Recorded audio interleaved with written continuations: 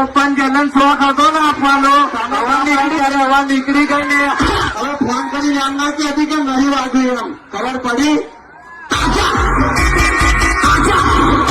phone કરીને લુકીએ ધમકીઓ બીજાને આપવાની આ ધર્મેશ રિમિક્સ ને નહીં ખબર પડી તને ધમકી બમકી હાલતી નહીં નકલ ખબર પડી જશે બધી બાજુની